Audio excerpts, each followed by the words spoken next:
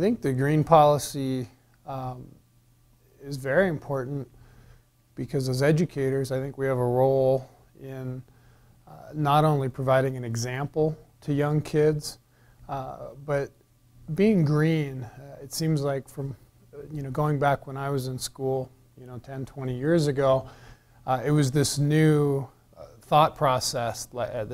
We need to think about recycling, and we need to think about where our resources come from, and it was kind of a novel idea, but it wasn't really taken seriously. And I think what's gone on not only with our environment, but with the expansion of information that's out there for not only kids but for adults, we're starting to realize that we're in a time that everybody needs to understand where we're at as a society. And I think as educators we have an obligation to not only show the kids what it means to be responsible and environmentally green, but that this is the way it's going to have to be in the future, and let them understand that what's going to happen in the future if we don't do these things. I think the school board is excited to see how students, teachers, and staff continue their efforts in making schools healthy and happy places to be through the Green School Policy. We see it as a valuable tool to learn and focus on the positive actions we can take toward creating a sustainable and vibrant community. It is a gift to empower children to make the choices to preserve the beauty, be healthy, and stay connected to the natural world which gives them life. So why is the Green Committee and policy important to me? I think that there are a lot of people within the district that are already operating under that capacity, and I think this Green Committee and policy gives us a vehicle for these people to kind of voice their concerns and their needs and their wants. And now that we have policy in place, we have a consistent message throughout the district and standardization with the programs that we're doing. In my opinion, the green policy is important because it brings a global perspective to our school district for the activities that we're doing at each individual building or within the district. The green policy also gives us a vehicle at which to expand beyond the McCall-Donnelly School District. It gives a reference point for other school districts to look at, and so it's really important that we have the green policy so that we can be a leader within the state eventually. I think the district-wide green policy is extremely important because I think we live in a time when the environment is crucial in everything that we do and everything we're learning about. The kids need to have an awareness of that, and so do the teachers. And the teachers are a great vehicle as models to show kids how to be good stewards to the environment. And I think that the more experiences kids have in school doing activities that are considered, green or environmentally friendly, the more they'll take with them into the world as they, become adults and start teaching their children. So we can have a real trickle-down effect in our community by modeling these behaviors. So our district's green policy promotes the awareness of ecological literacy. Now that includes an awareness of our dependence on biological systems, an understanding of our consequences on the earth, and how what we do has an impact. And so the policy really is a good tool. It's a good place for a lot of educators to maybe start thinking about how we can connect those dots in our curriculum and really help kids become aware of our impact. Okay, so what is ecological literacy? An understanding that everything is connected and it works through systems. Nature operates in systems. When we teach students about these relationships and this connectedness, and also about their place in this community. It may help them truly understand how to take care of the environment. So understanding ecology or sustainability is key in that if we can get students to think about their relationship to a system, that they don't exist in isolation to a system, there's a real chance for a light bulb to go on. Nature has a way of healing itself. Nature has a way of working in a system. And if we can teach kids about how nature operates, then maybe we can teach kids a lot about how our systems can also operate. Because there's an interdependence, there's a resiliency in nature that exists, that if a piece of that is interrupted, the other pieces of that help to heal. When we have people and systems working together as nature does, then we are much more able to rebuild and repair and then to bounce back. So when we have resilient communities and when we have resilient social networks, then everyone, and there's equity, everyone has the ability then to, I guess, enjoy a greater quality of life. So equal literacy is about helping students recognize, helping us all recognize that we are living parts of a living whole. So as educators, our job is to help students throughout their school career very gradually help them develop and grow outward in their affections for their schoolmates, for their fellow man, for the natural world, for the place they live in. Starting with their affection for their family and the natural world, school community, the town community, the ecosystem, the watershed, the bioregion, a gradual process of self-identification and understanding of this web of life that we all absolutely depend on and need to take care of.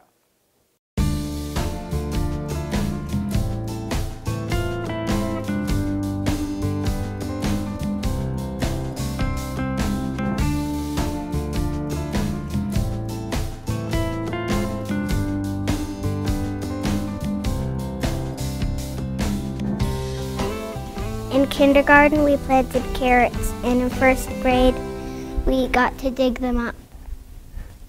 We got to clean them off and eat them as a recess snack. Hi, my name is Liam McCarthy, and I'm in 4th grade. I go Donnelly Elementary, and I'm going to tell you about our school recycling. We are recycling papers, paper and some cardboard and stuff. So you're not throwing garbage into the earth. You're making stuff into other stuff that's already been used. We use this to weigh all the recycling. It only goes down to 15 pounds. And we had like 24 pounds of recycling in his bag. So I just thought that was pretty cool. I was very surprised how much food we wasted. Yeah. Thinking about the kids that don't have food and then we're wasting food. So yeah. And I feel really pretty bad for kids who have to dig in the garbage for food. This chart shows the cycle, like the water cycle. This is the nutrition cycle, or I forgot the name, but nitrogen cycle. And first, like the fish, when they go to the bathroom, the little organisms will eat the ammonia, which is inside their poo, and then so it turns into nitrite, and then it eventually turns into nitrate, And nitrate is actually fish are able to deal with it like easier.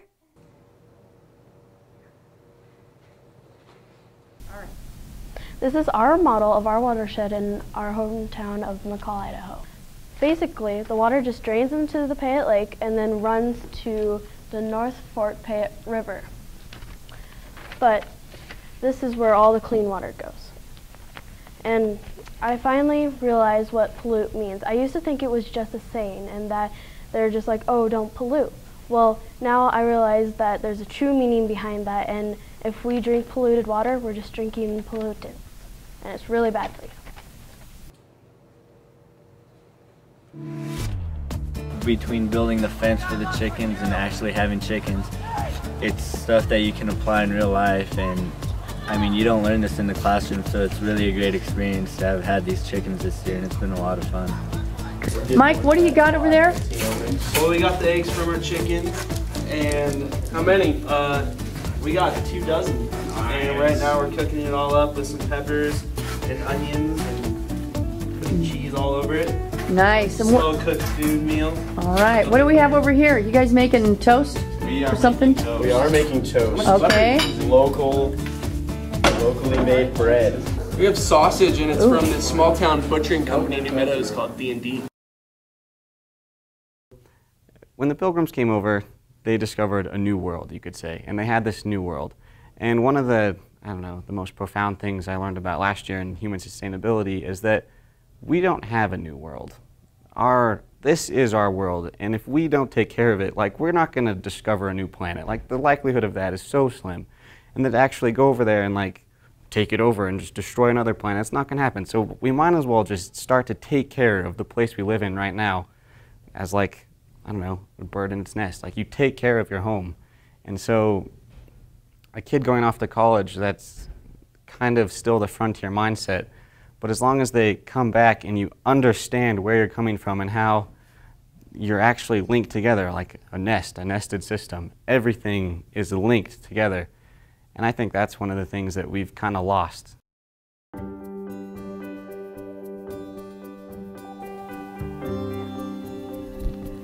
It's like the quote from the poet Wilkie, where he says, I live my life in widening circles that slowly spread out across the world.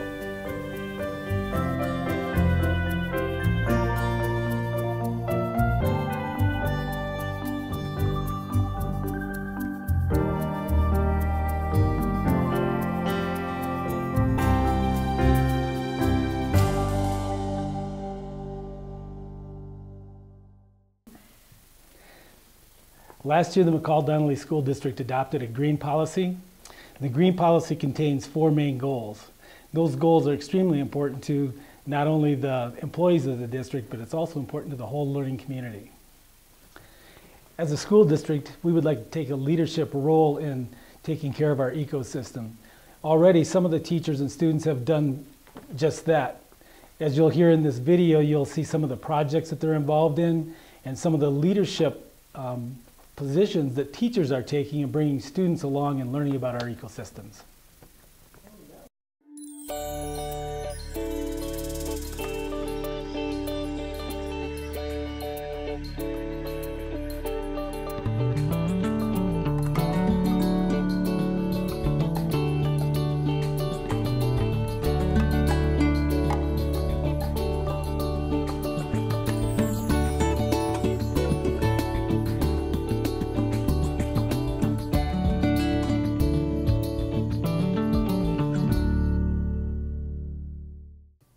You know, we've got a great opportunity at this school. Students and adults, we all have a choice as to how we're going to live our lives, whether we're going to throw things away, what we're going to buy, what cars we're going to drive. But with those choices come responsibilities. And I think as a school, to adopt these policies and to you know, try to share why we adopted these policies with the students. I think that's really important. And it can't just be something that we hang our hat on and we say, look, we built a really beautiful green school. It has to be in our actions. It has to be a lifestyle. and show the kids that, you know, these are the reasons why we do these things. And there's a lot of science behind it, but it's not just science. It overlaps every subject, from history to humanities to math. And you know, to not endorse this policy, I think, would be a real mistake for any school district. So, this program that we're doing is called Trout in the Classroom, and what it allows the kids to do is look at cycles. In these two tanks, you can see through them. You don't know that things are there, but underneath microscopes, we can see that there's organisms in that water, and there's a life going on in there. We can also look for those organisms at work by testing for chemicals that are in the water. So what the kids have been taught is how to look for ammonia, how to look for nitrates, and how to look for nitrites. And that's what they do every single day, watch the water. They also look at the temperature of the water, because the temperature also influences this ecosystem, these two ecosystems that are sitting here. We're gonna raise trout in these tanks, and we're gonna see which is better for the livestock, if we put them in a tray in the water or if we put them like under the rocks. And we're gonna test the water every day to see if the fish are healthier, and this is the stuff we use to see if it's okay. This watershed project that I did with my science projects class was one of many projects I do throughout the year to teach how amazing and unique our planet Earth is. Most specifically, we learned how finite our water resource is here, even in Valley County, when we have an abundance of fresh water. Me and some of the other 7th and 8th graders in the class science projects took a field trip to the municipal water treatment facility in McCall, Idaho, where we get all of our water from in our homes and schools. First, we have to start with how we get our water from Payette Lake. So we take the water from Legacy Park and Davis Beach. We take that water and it goes to the water treatment plant, where stuff is added to the water before we can use it.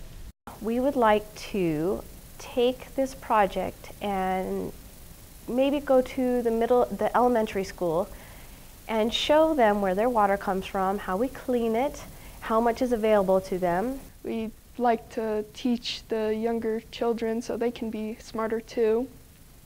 So when they come to this grade and learn stuff like this, they won't be entirely new to it. They can grasp what they're doing. In the 4th grade, part of the standards are the kids are supposed to learn how to graph. And so what I did with the kids was I asked them a topic they were interested in. We decided that we were going to weigh our lunch waste and just our food. So what we did was we calculated it, and we got about 38 pounds in one day. 38 pounds by 180, and we got up to 6,840 pounds, which is about one Asian elephant. My class received a grant a few years ago from DEQ, and the grant was to fix an eroding bank on Boulder Creek. Boulder Creek was listed by the EPA several years ago and as an impaired water body for phosphates and temperature. And when I found out that the creek was having some issues, I thought it's a perfect opportunity for my students to study the creek and learn science outdoors. So I met with Leslie Freeman and Carla Bradley from Moss in my living room one day, and we conceived the Boulder Creek study. We worked it out so that my class could manage the project. So they managed a $5,000 budget and used a log grid design that they got the idea from the Forest Service. Living in the 21st century requires different learning. I mean, kids learn differently than we did, definitely. And kids today need to have real problems to solve, because there are going to be a lot of them when they're adults. And to be part of their community should start now, you know. So anytime that I can find a way to involve my kids in their community to learn the standards, I think that's the best way that they're going to learn. Well, one project that we did was the Boulder Creek study, and that is a study of our creek that runs behind our school. And the fun part about it was, well, for me, was the snorkel survey, and that we always were outside when we were doing it. It's definitely better than learning from a textbook. Because if you're studying from a textbook, you don't get fresh air, and you can't get active, and you don't really have as much fun. exercise. You don't really have as much fun. And I don't think that you learn as much, because it's one thing to see something on pages, it's another thing to do it. Because if you do it later on in life, you wouldn't know how to do it. Because if you've done it before, you'll know how to do it.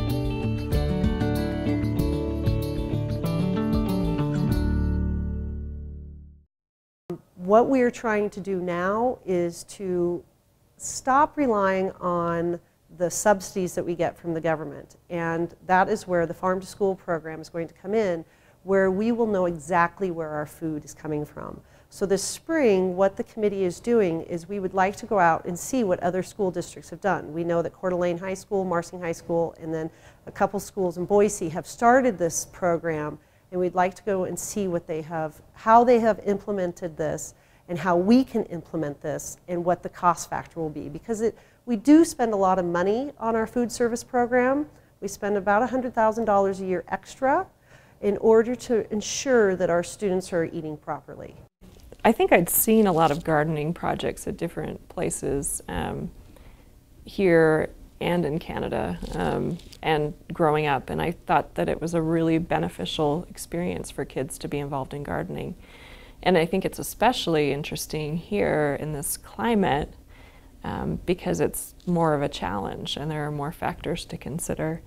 So when I heard of this grant opportunity, I thought it would be perfect for our school to try to get involved with that.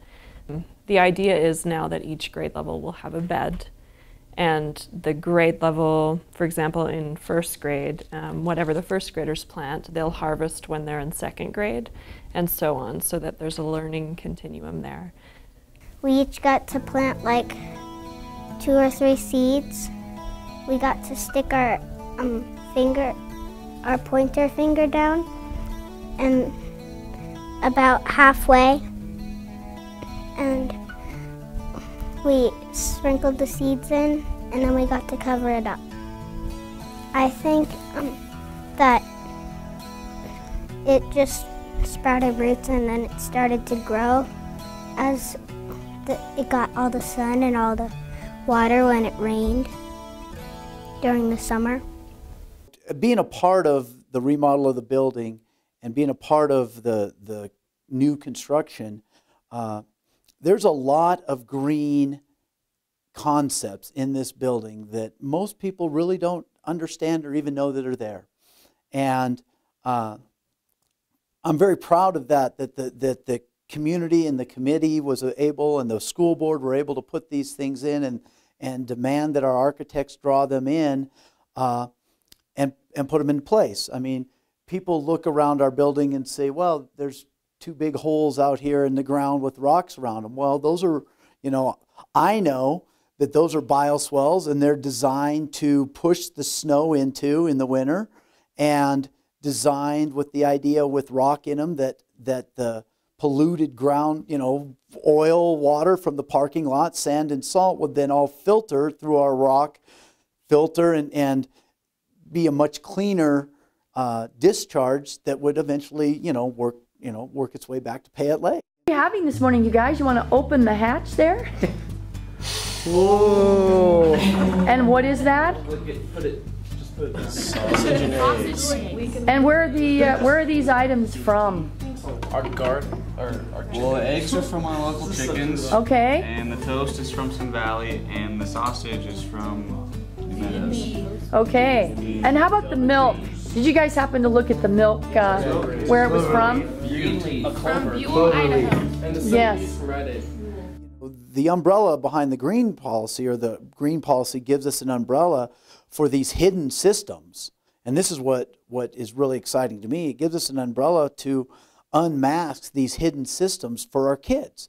As the next generation of students transfer into this building, then they have an opportunity to learn about the systems that we have, and then they become better educated about green themselves.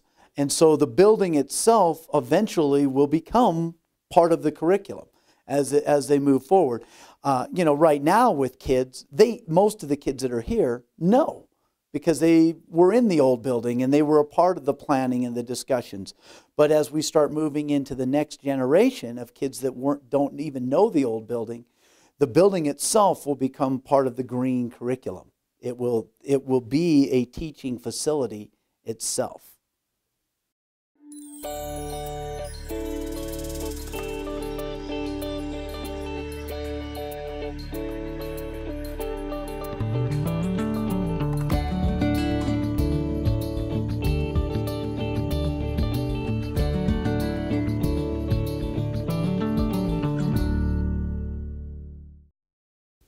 Although the Green Committee and policy is relatively new, we do have a lot of people who have been operating in that capacity.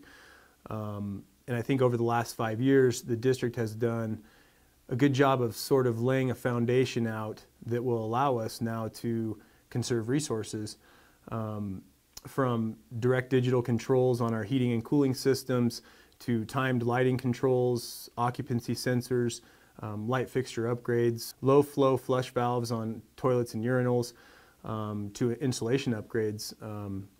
These are just a couple of areas where we've focused our energy on conservation efforts.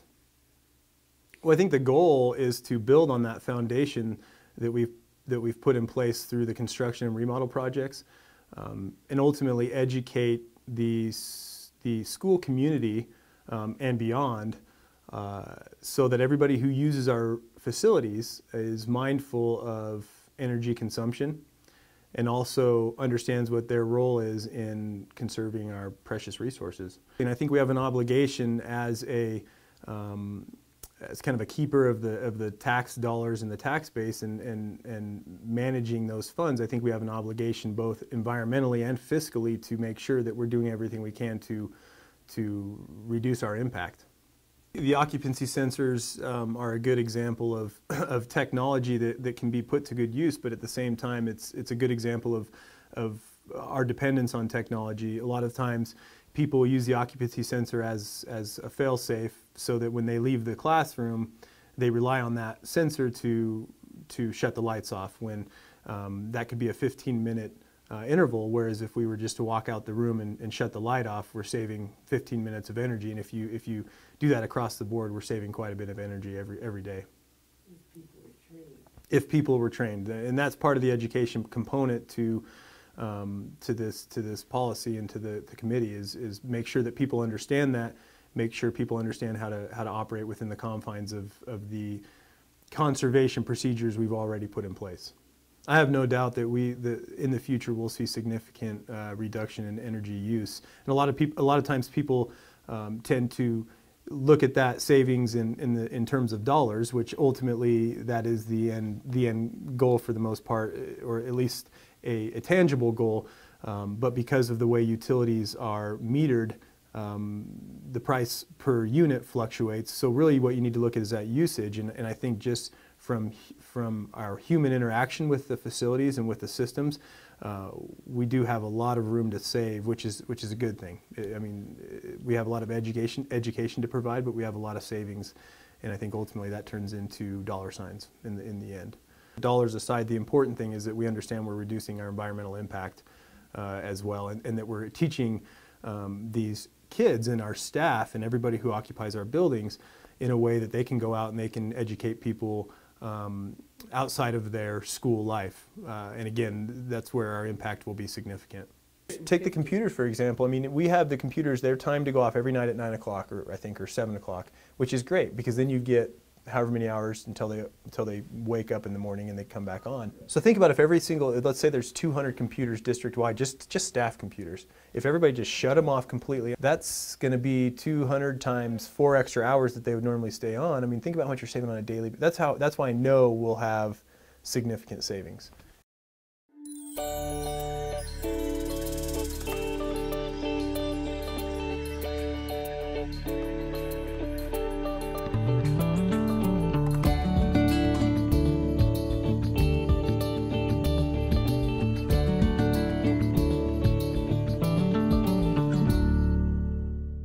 We went to all green products in dispensers that are all pre-mixed, so there's no chance of extra chemicals. And we went with the Betco pre-mixed chemicals, which are a green product, and got away from the alkaline and all the acid bases and stuff. As far as our window cleaner, our floor cleaners, our disinfectant, and our degreaser is an all green product. And our dispensers are, like I said, they're all pre-made, so people can't get them on them, and they can't over-mix the chemical. It's mixed exactly the way they're supposed to be mixed. And we put it throughout the district this year. We really like the floors because of the simple fact, all we have to do is sweep them and scrub them with our battery-powered scrubbers, and we're done. There's no sealers, there's nothing on them. They're just and I'm not sure, but I've been told that they're a green product. They're out of recycled material, is what I was told. And they're a little more spendy, but the labor and the cost effectiveness, and not having to put chemicals on them. We use a pH natural floor cleaner on it, which is good for the environment.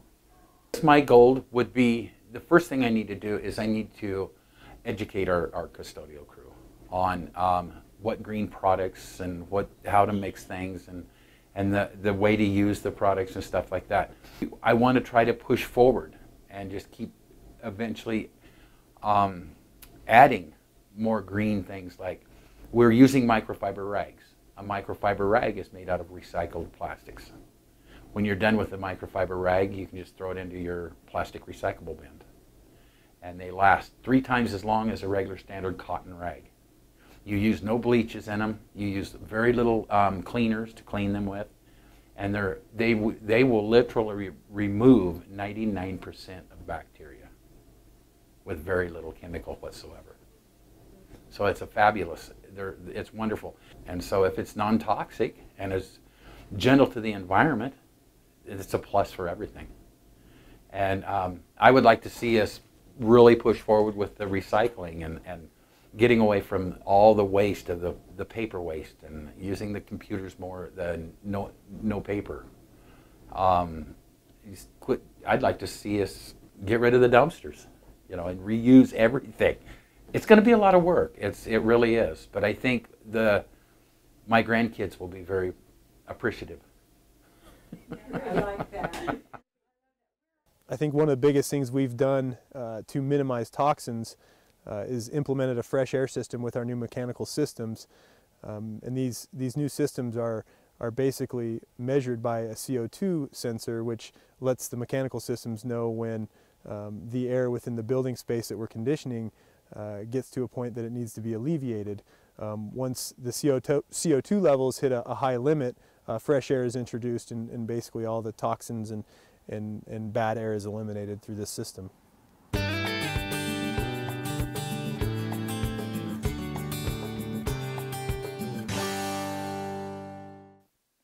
A lot of people can individually do green things, if you want to call it that. But the reality of that is they're only sustainable to the one person. And if you really believe that this is a concept that needs to be delivered for the next generation of kids, then the green policy now is a global approach, and it allows the district to work together, which then becomes a systemic change.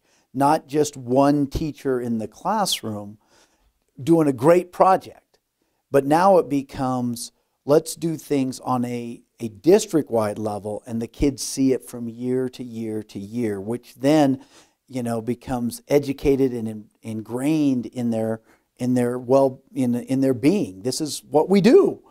Hi, I'm Mary Parker. I'm a senior at McCall-Donnelly High School. And recently our journalism class was working on an issue, and the theme of our newspaper for that particular time period was bettering ourselves in the world. And so my article focused mostly on food and how the stuff in our national school lunch program really isn't very healthy for you. And other people were focusing on green policies and making our school greener. We talked about the chickens that we recently got at our school. And so one day the idea came up in our class, well, there's this town council about half an hour away, and they've got a spectacular program with a biomass burner, and they get a lot of their food locally, and it's really healthy. So we thought we should take a field trip down there. They took us inside of the room with the giant boiler, and it was so hot in there. There was a fire burning that we could see through the slot, and they showed us the giant hill of sawdust and wood chips that they were burning.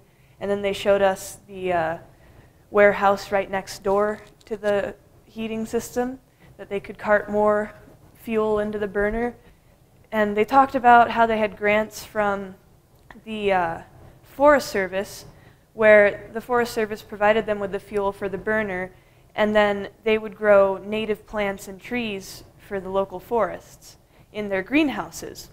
And they showed us their greenhouses too, which they had awesome, really efficient water systems that would just go over the plants, computerized, said when the plants needed water and which ones, which sections.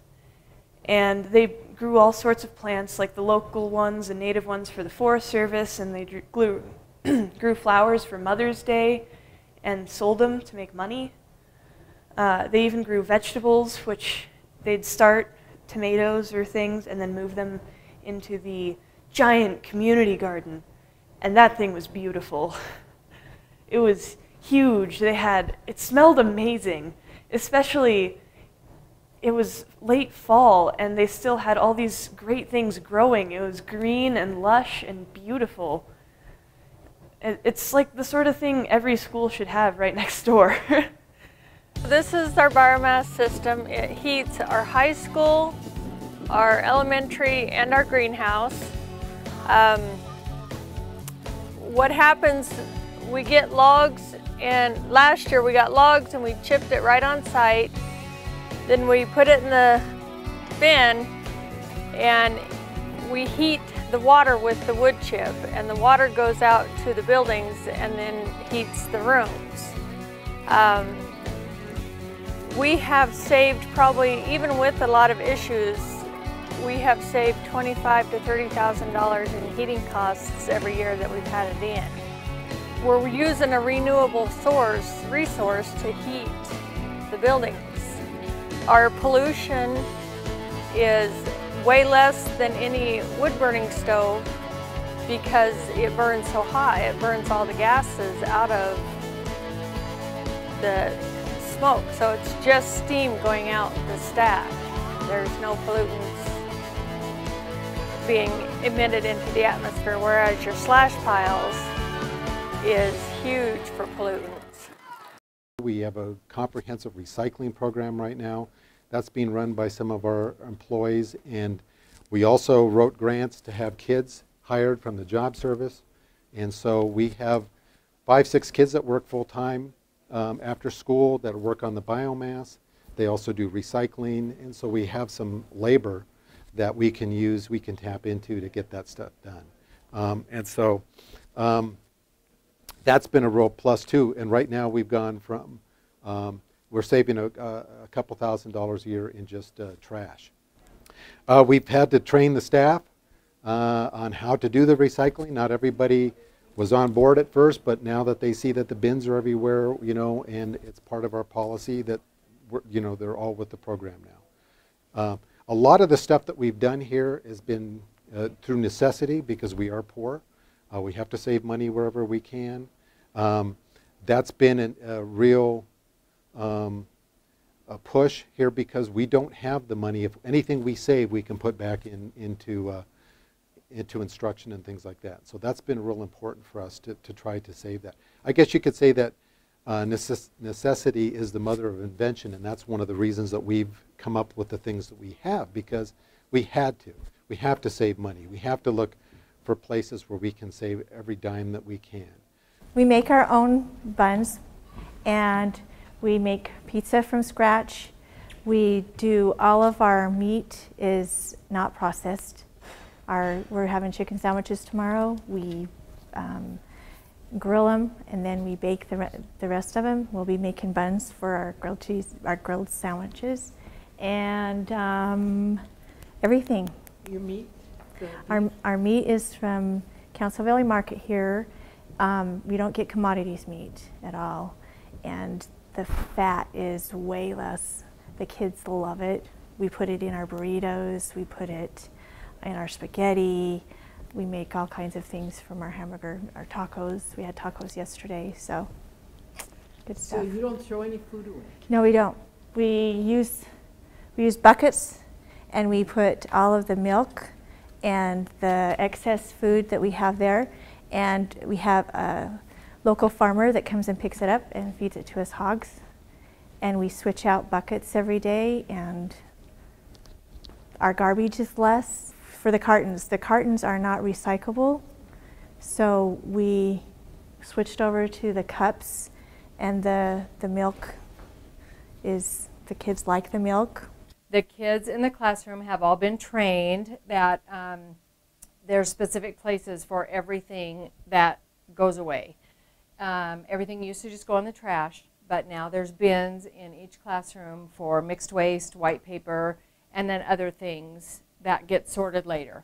So it's been a great learning experience for all of us to be more cognizant about, you know, what we use and reusables instead of, you know, plastic bottles. And we're not there 100% yet, but you know, it's raised the awareness for all of us. So we've got it down to this. This is what anybody can do. You do trash cans equal trash only. So what does that mean? And everybody knows what that means, that you don't throw away recyclables and you stop and think before you throw anything in the trash can. What dumpsters do is they disguise what you throw in. And so people don't have to think about what they're throwing in there, you know? What this helps you realize is what are we throwing away? And what we learned that we were throwing away too much of, and we had a lot of excess garbage from, were milk cartons. So we decided to come up with a solution for that, and because we couldn't get rid of our dumpsters if we produced too much trash to get rid of them. So we looked at what we were throwing away, and we found ways to eliminate that garbage. So now we have reusable cups and a milk dispenser. And initially, for about the first quarter of the year, kids loved it so much we were selling about 25 extra milks a day. The final goal on Friday of Earth Day was move that dumpster day. We had Lakeshore Disposal come, and we had a megaphone, and we had the entire school district there and all the staff. We had a county commissioner came, and he spoke, and we also were awarded the Wells Fargo Green Grant that day for $1,200 for our recycling efforts.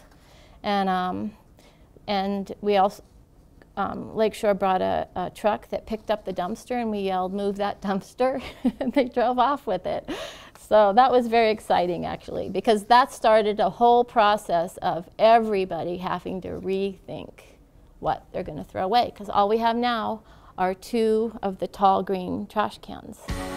I just think that council is a great model for a school district that they didn't have a lot of money, so they made the absolute best of everything that they could. And in the end, I think maybe their system is better than the things that schools with lots of money do. And I mean, I think our school should have gotten a biomass burner, and sad that it didn't. I'm glad that we've got our garden out in the parking lot, but I mean, it could be bigger. We could make a much bigger garden on some of the much better land we have around here. It would be so easy for our school to do stuff like that. I think we really should. One of the important concepts of the green policy is the precautionary principle. And for folks who live in McCall, they understand that they're at the top of the watershed where rivers flow in all directions, and the people downstream count on our excellent stewardship to make sure that they're getting clean water for themselves and their crops and their livestock. This year I was in journalism, and I was looking at the articles that interested me, and I noticed that we were developing a green policy for the school. So I got a copy of this green policy, and as I was skimming over, I noticed that we were using the precautionary principle, and that was something that got me super stoked. Because last year I learned in Mrs. Anderson's class that the precautionary principle is something just so magnificent. It says the proponent of an activity, rather than the public, should bear the burden of proof that an activity is safe. When an activity raises threats of harm to human health or the environment, precautionary measures should be taken, even if some cause and effects of the relationship are not fully established scientifically. It takes uncertainty into account. And to me, it kind of seems like the way we should have been doing it since the very beginning, since the beginning of time. Last year in human sustainability, we had a pretty interesting experience. We got to go out and see different ranchers and community members, and one of them was a farmer, Justin Florence. And what he was really struggling with was not really growing his products, but harvesting them, and having the manpower to do that. And he was just saying about how his grandparents, or even his parents, like when their food was ready to harvest or when they needed help with anything on the ranch, the community would actually come and help them get their food. And I think that's something that we should all really start to go towards, is because it's food, it's the basic necessity of everything we need. And if we can't help like our local farmers with that, what hope do we have to help the rest of the world? I'm a member of the Green Team in the Donnelly Elementary School, and I think it's important that we have the policy now so that we can continue the projects that we've been doing, but we can also all work together to help teach us. I think one of the most important parts of it is educating our students, because we are doing a lot of things now and we can continue to do those, but I think if we educate the children, then it will just multiply, and that they will go out and in the future they will do things that they have been taught. It's nice now that the district has a policy and that we are all working towards making our earth a better place to be and to take care of the earth, which is so important. Educate the young kids. Get them educated. They follow the principal around and say, or the teacher say, teacher, you didn't shut off your light. Teacher, you didn't do this. Teacher, you didn't do that. What a wonderful thing to have your little ones telling the teachers and the staff, reminding them. So see if they grow up knowing to recycle and to conserve energy and things like that. It'll stick with them and they'll remind everybody. I belong to an organization, and we get a magazine every month that's called Principal Leadership.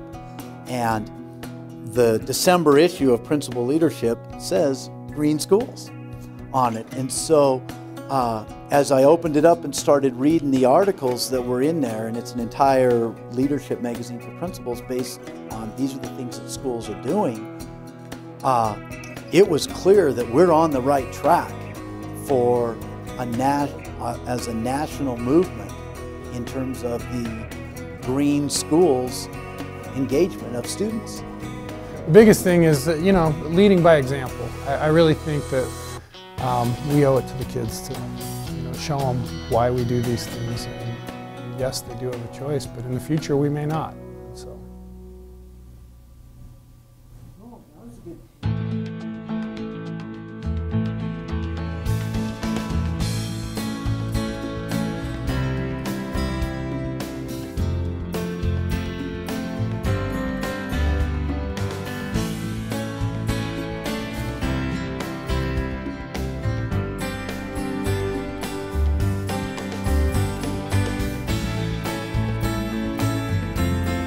Oh, Design West stuff? Okay. Let me hang on, okay. It was We should be designing ourselves around the flow of the ecology and of everything around us. We should be flowing as one with it.